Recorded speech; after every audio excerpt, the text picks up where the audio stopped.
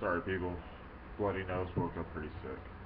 Alright, so I've noticed a lot of people's videos about Nibiru, Planet X, that kind of bullshit. Problem is, I'm having with people is Planet Nibiru is not Planet X. Planet X ain't no planet at all. Nemesis X. Nemesis X. Planet Nibiru, there's two other planets. So you got the let's use this light, this reflection that you see right over here from this light right here. Okay, this light will represent the sun. This my head will represent Nemesis, the dark star. You can't see me if I'm behind the sun. So, if you noticed,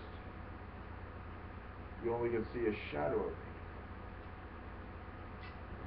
Nemesis, as a dark star, what it will do is when it gets close to the sun, it will feed off our sun, siphoning some of the sun's anger and building itself up. When it illuminates and becomes its true golden red, and we see a second sun that's actually red in the sky, what we're going to notice is we'll be able to see the three planets.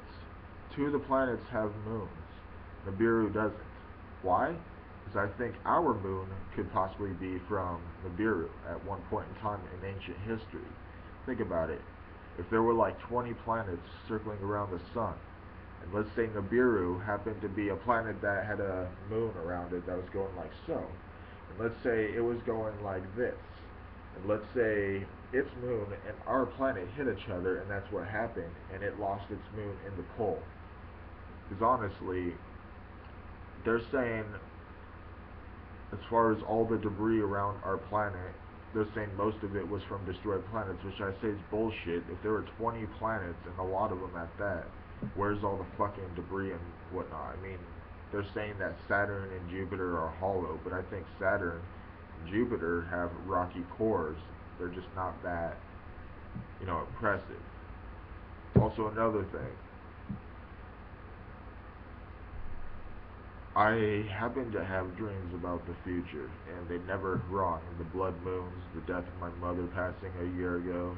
I mean, there's a lot of things I dream about that I just didn't want to believe. The lava lake that I dreamed about. Imagine you're going around Wyoming and Colorado borderline, and you look to your right and you see the largest lava lake you've ever seen from Yellowstone eruption. Now, it's not going to be as bad as they say it is. It's still going to be pretty terrifying. Probably the biggest eruption since, like, Hawaii, for instance. Those volcanoes, I mean, they're pretty scary when they get nasty, but look at it like this. When Nibiru is in perihelion with the Earth, it's going to make everything erupt. It's going to make everything shitty. The next thing you got to notice is